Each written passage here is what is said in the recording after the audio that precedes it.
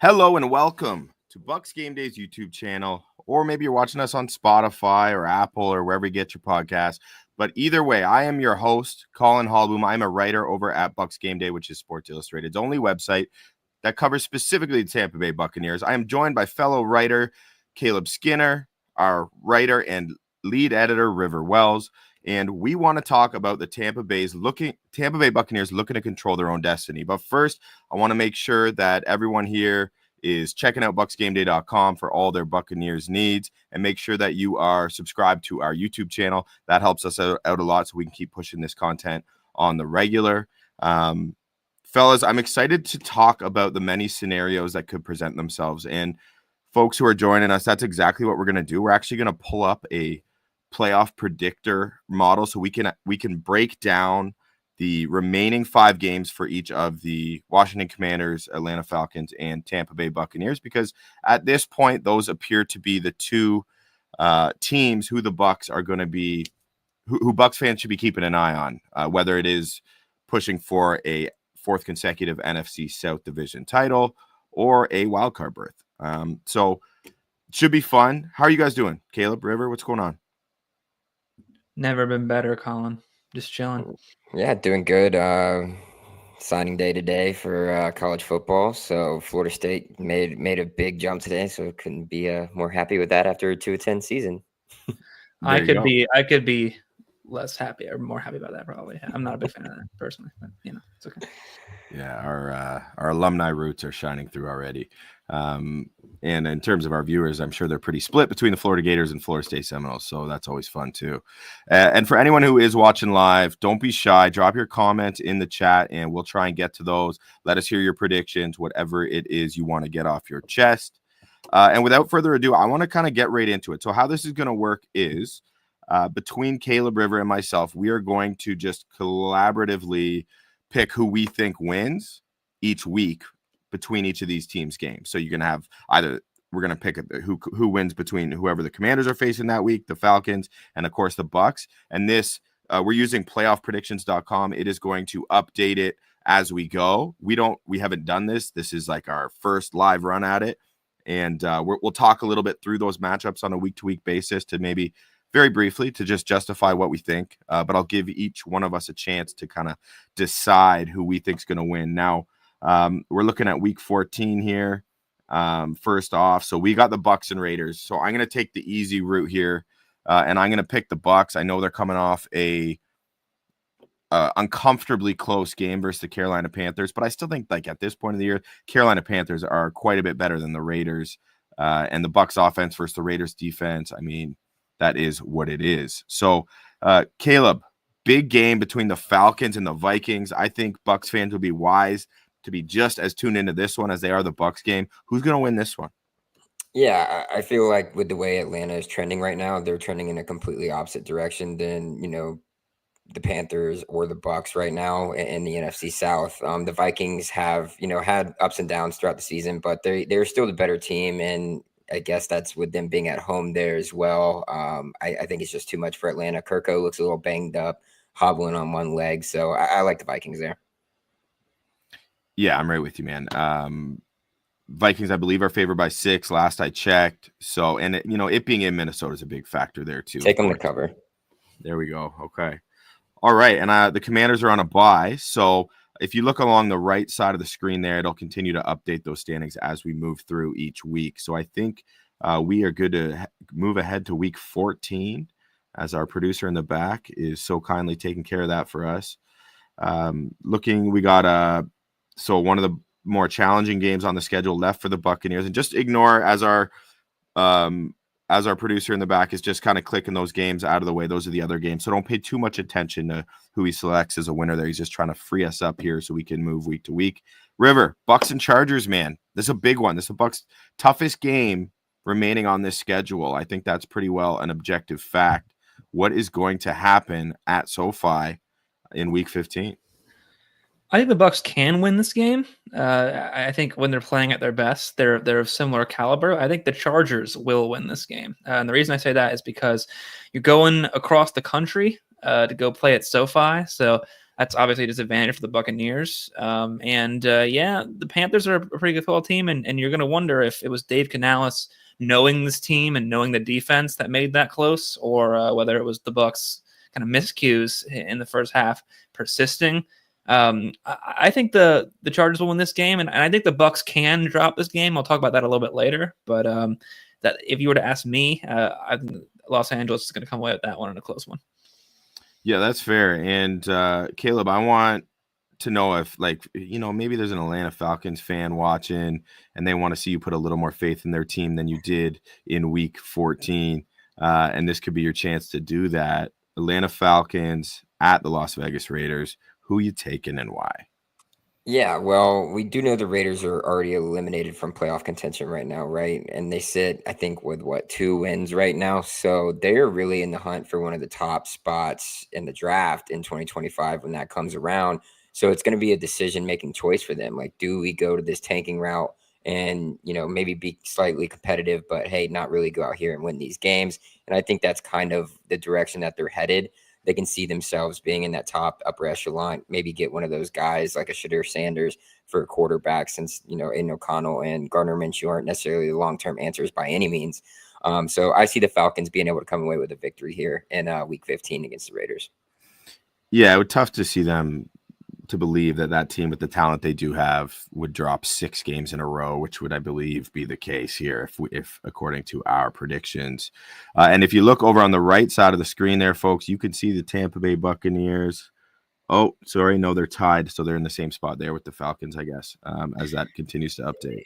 If this scenario held, the Bucs would take the division back in week 14, and then it would go back to the Falcons in week 15. Right. Wow. Yes. Got it. Makes sense. Okay, and then right, I forgot that you had the Bucs losing.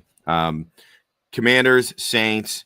I think the Commanders are going to win that football game. Personally, I just don't trust the Saints enough, and I think Washington's just got that it factor, and I think Jaden Daniels would give that team a whole bunch of problems, even playing in New Orleans. So I'm going with the Commanders there. I don't think that's outlandish at all. I'm sure they'll be favored in that contest, even on the road, I think.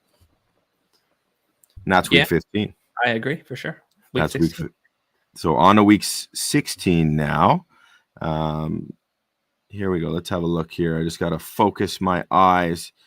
You got Bucs Cowboys. Washington's playing the Philadelphia Eagles, and the Atlanta Falcons will be playing the New York Giants. There we are. All right, I'll start us off here. Eagles and Commanders. That's a great NFC East game in Washington. The Eagles are just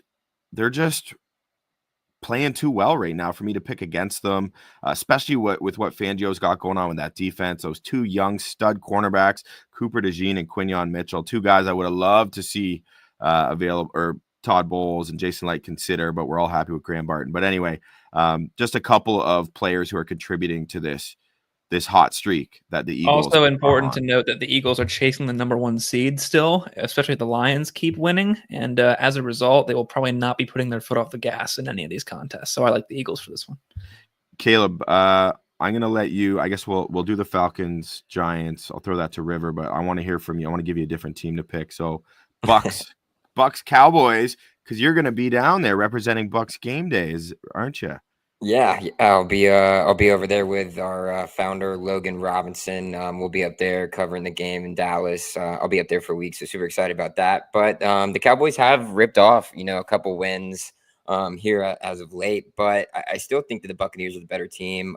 You're going up against Cooper Rush, and if you can lock in on CeeDee Lamb, you're really gonna have to force somebody else to beat you. And whether that's Rico Dowdle or a Kevontae Turpin, I don't really think that's going to hold up, especially with the Bucs run defense. So they're going to be able to lock in a little bit more here, and I think they can pull out that victory there in Jerry's world. Yeah, and you're hoping that, right? It's always better if you're 10 in a road game to get to see a W. So I understand that. River, the thrilling matchup of the week between the Giants and Falcons. Let's hear it, buddy.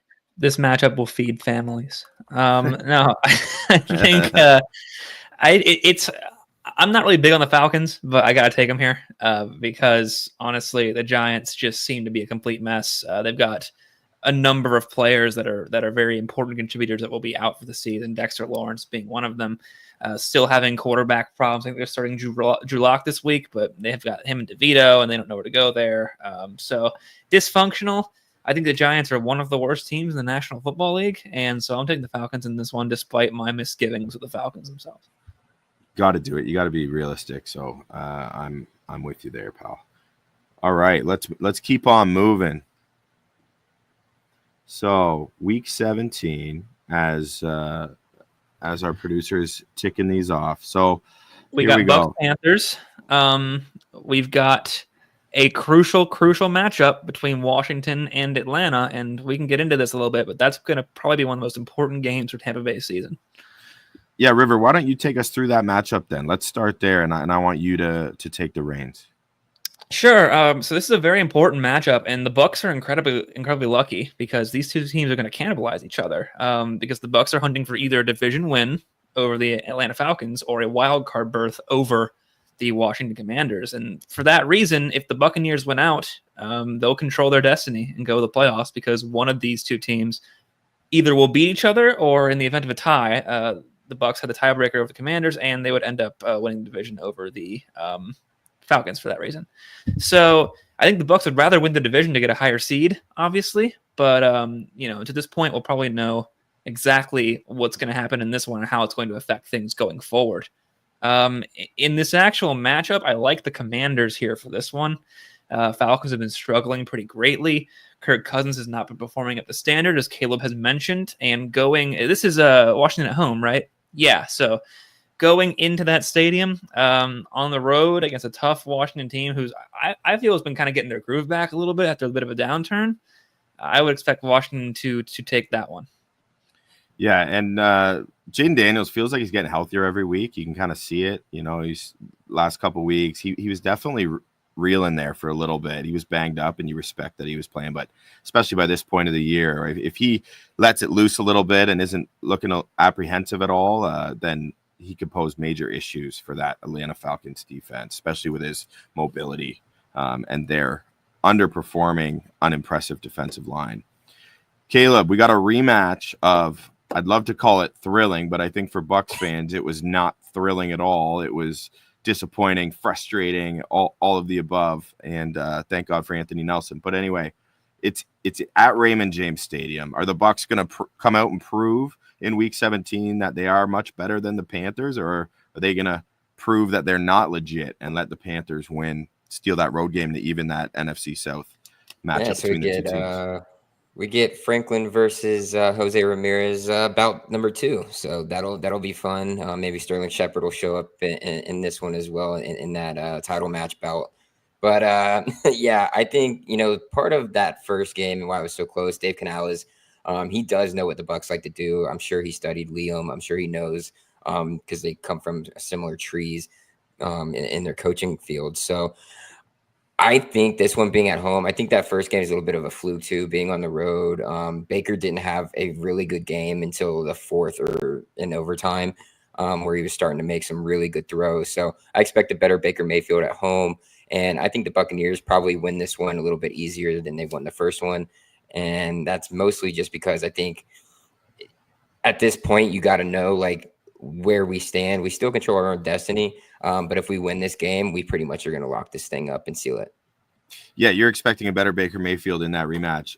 It better be a better Baker Mayfield in that rematch because he was downright awful in that game. And the Bucs don't belong in the playoffs if they're going to get that version of Baker. And that combined with so many mistakes by young offensive players, missed time penalties, poor penalties, undisciplined penalties, that combination just does not usually win, which is why the Bucs almost didn't.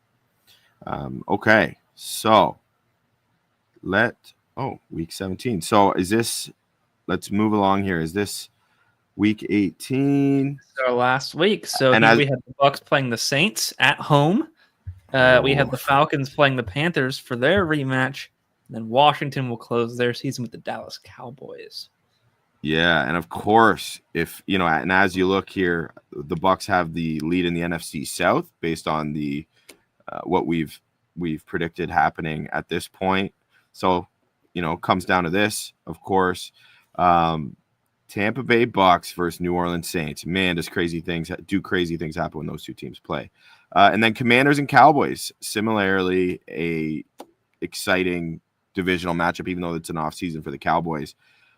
I'm gonna take that game. I think the Commanders are gonna win. I just think they're a better team than the Dallas Cowboys. And even in Dallas, I just think the Cowboys are going in the wrong direction. Not enough playmakers on either side of the ball. It looks like, even, besides a couple guys. So that's what I'm gonna do there. Who wants it? Bucs Saints. The fate of the Tampa Bay Buccaneers is in your hands. Let me see it. I'm gonna go Bucs here. I think Saints won't have a lot to play for. They will want to play spoiler, and I think it's kind of underrated how much fun playing spoiler is. But if they win this game, they know that they can win the division. So I think they got to go out and get that one at home.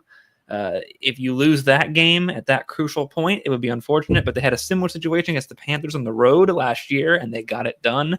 I would expect the same this time. Wow, and you know what that means, folks. And I like that River picked that game too, because he's like the most likely to be a pessimist. Like, I mean this respectfully, River. I guess I should use the term most likely to be fully and truly objective. He's very good at that. So, well, I said in my we did a round table here at BucsGameday whether the Bucs would make the playoffs or not, and I said no. So, but if this scenario holds, as you can see, the Bucs would not only make the playoffs, they'd win the NFC South. And once you take a look at the numbers and you crunch them, like we have here for our playoff scenarios, as long as they take care of business, they're in a really good spot. Yeah, they have two different paths, and they control their own destiny. And this has been the more likely path. And River wrote an article today about this very topic. So make sure you're checking that out over at BucsGameday.com. Caleb, Falcons, Panthers. If the Bucs were to beat the Saints, it wouldn't matter. Right. However, what's going to happen there? I'll go Carolina. Ruthless. You're just trying to pour salt in the wound. I'm all over the place. I know.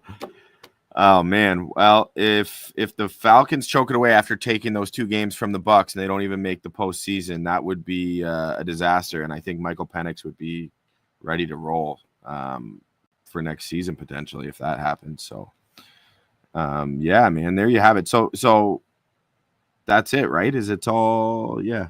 In this scenario here, I believe the Buccaneers would host the Packers, right? Yes. And that would be a tough matchup. But let's not get ahead of ourselves. Bucs have to take care of business, win these games. They can go 5-0 or 4-1 to close the season, but they basically have to. If they drop two games, then they're in trouble, and they're probably not going to make the playoffs, and we're not going to have this conversation. So it starts with them. They know that. Talk around the locker room. They've echoed these statements. They understand what's at stake. It's playoffs every week for them. So as long as they get it done and they win these games against these opponents that they are better than, we can talk about this, but we got to see. And let's especially on defense, like Todd Bowles, the defensive-minded, excellent reputation that he has earned over the years has fallen by the wayside so far this season. I mean, it's been a travesty to any NFL defense, let alone a Todd Bowles defense, and that just is the truth. And that's going to need to change. I mean, we have not seen signs of life from this group. They just called up, signed Ryan Neal, despite the struggles that we saw from him on tape last season. I mean, I get it. The injuries are crazy. They just brought up Mike Edwards. He's out. I mean, and as much as I want to acknowledge injuries as being a real factor, we've said it every week on this show. All teams are dealing with a litany of injuries, and that's just the nature of the beast. And you have to find ways to diversify your strategy if needed to accommodate the personnel you have available to you. And quite frankly, Todd Bowles hasn't done a really good job of that. River, is there any reason we could expect them to show some sign of life and allow the Bucs offense to really trample over these opponents? Because they've been just keeping this team afloat.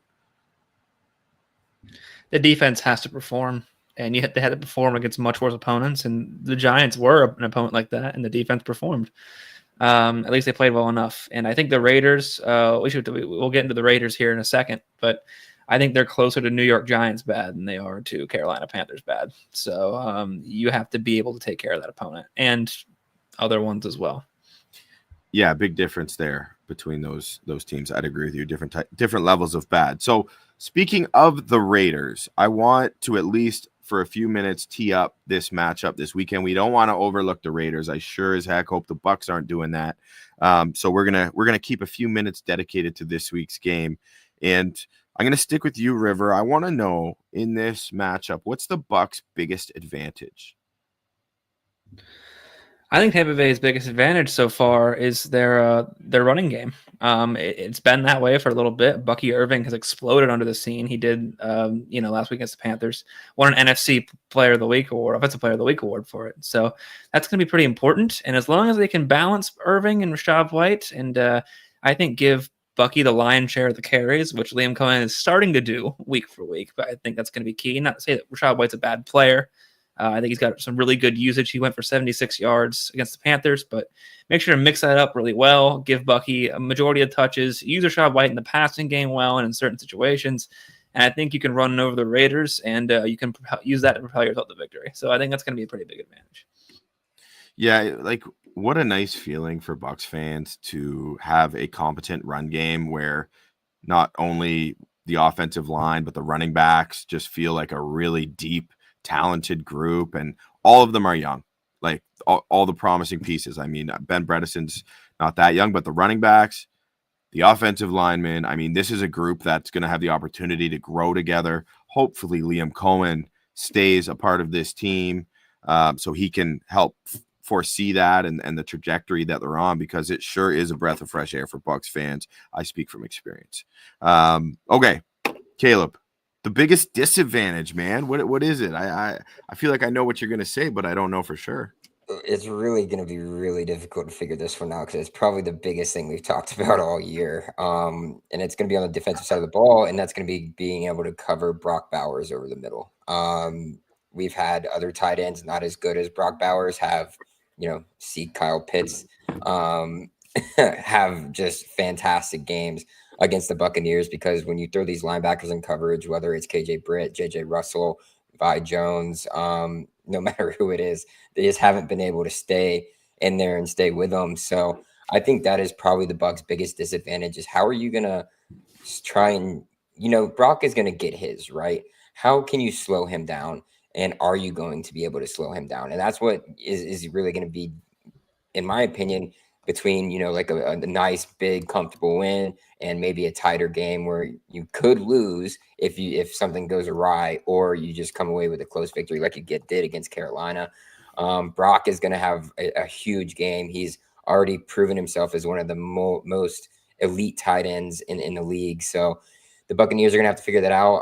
KJ Britt's questionable. We'll see how that pans out the rest of this week. But maybe if Tyke Smith comes back in, you can kind of shuffle him around, put him on Brock as well. Even though he's a smaller guy, he does play tough and physical with the wide receivers or tight ends whenever he is in coverage. So it'll be interesting to see what the Bucs do on the defensive side of the ball, but that is 110% their biggest disadvantage in this matchup.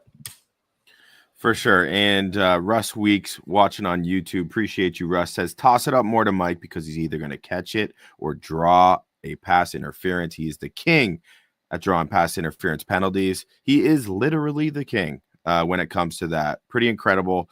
Still very much in his prime, you could even say. Like Mike, he sure looked at this past weekend versus Carolina, and man, was it great to see Mike doing work. He was awesome. 8 receptions, 118 yards, that incredible one-handed touchdown. I mean, just such a difference maker. And, you said it, Russ, like even if he is not necessarily the one making 8 catches for 100+ yards and a tutty, he is often drawing pass interference penalties on defenders, and that in itself is a ton of value, more than any player ever. Pretty incredible. Key matchups. Okay, I want to know, like, you could take this any direction you want. River, what's a particular matchup in this game with the Raiders that you're going to be really keeping an eye on? Caleb mentioned it. I have to mention him again. It's Brock Bowers versus the world. Really, Bowers is not just the best rookie tight end in the NFL. He's the best tight end in the National Football League right now. And to be able to contain him in the middle of the field, either with your linebackers like JJ Russell, who could be filling in for KJ Britt, or possibly for Tyke Smith at the nickel position, that would be important as well. So being able to contain him is going to be priority number one. Bucs have had struggles over the middle of the field this year. Todd Bowles has mentioned it.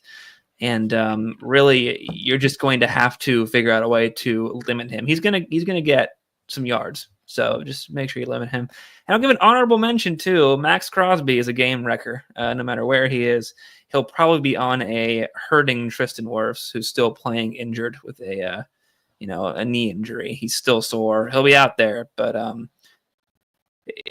Crosby can attack you from any side of the line. He's a pressure machine. He's one of the elite pass rushers the NFL has. Watch out for that one as well. All right, Caleb, do you have one that's different, even though River just seemed to hog up the two best ones to talk about? Yeah, I can take a third one that Caleb can't take too if you want me to. I gave away mine earlier when I was just talking with you guys because I wanted to go somewhere different than where the obvious answers were here, right? So my matchup here is going to be Jacoby Myers versus whoever, whether it's a Zion McCollum on the outside or a Tyke Smith potentially on the inside if Tyke's not going to be on Brock. Because Jacoby does have good games. Jacoby is a good wide receiver, and he opens things up for Brock to be able to have games that he's able to have. So he scores touchdowns. He's good in the red zone. He's good at short routes, good at turning those routes into yards after catch as well. So whoever's on him is going to be a great matchup to see, those two battling it out. Outside of that, I don't really know. Like, you're not too worried about this run game at all. And then the rest of the defense outside of Max Crosby isn't anything to really write home about either. So really looking forward to that matchup, seeing who's going to be matched up on Jacoby Myers, see if we can take advantage of that situation, shut them down, make them a one-man offense. So that would be great for the Buccaneers if they're able to do so. And it makes it 10 times easier for them to come away with a victory if they can make them one-dimensional. For sure. And you mentioned Tyke Smith, River. Do we have any updates on his injury? I mean, the signing of Ryan Neal seems a little bit desperate. Could that potentially indicate that this knee issue for Tyke Smith is going to keep him out a little bit longer than people are prepared for? And if so, like, how significant is that? We honestly don't know what it is. He supposedly banged his knee against another player in practice, and we've been told it swelled. But he's been out for a while, given that description. He was limited in practice today, which is better than a non-participant in practice. So that could be a sign that he's getting better and could play on Sunday. But he also was, I believe, 2 weeks ago, he was limited and then had a setback and then didn't play. So not sure exactly what it is. Todd Bowles is being real quiet about that. But the fact that he's limited for this walkthrough Wednesday, probably a better sign that he could be getting back into the lineup. I'll take that as good news because I'm starting to freak myself out when I see those types of deals being made. And yeah, Todd Bowles is notoriously quiet about injuries. The whole Buccaneers franchise really is. So tough to get anything out of them, even when you're in the building. With that being said, folks, if you believe us, the Bucs are making the playoffs based on this very objective model we just or exercise we just did live here on Hear the Cannons. So we really appreciate you guys joining us. We foresee the Buccaneers winning the NFC South if our predictions are correct in terms of how the remaining schedule will play out for the Washington Commanders, Atlanta Falcons, and Tampa Bay Buccaneers. Again, those are the two teams Bucs fans need to be keeping a close eye on, whether it is the Bucs are going to discover their playoff destinies by winning a fourth consecutive NFC South division title or sneaking in as a wild card team, the final wild card team, in which case they'd have to surpass the Washington Commanders. So that's what happened. Thanks for everyone for joining us. Please make sure you are subscribing to this YouTube channel, like, share, all that stuff. And definitely, most importantly, make sure you are checking out Sports Illustrated's only website dedicated specifically to covering the Tampa Bay Buccaneers, BucsGameday.com. We're coming at you all day, every day with breaking news, opinion pieces, all sorts of stuff, everything related to the Bucs. So thanks so much for joining us. Until next time, go Buccaneers.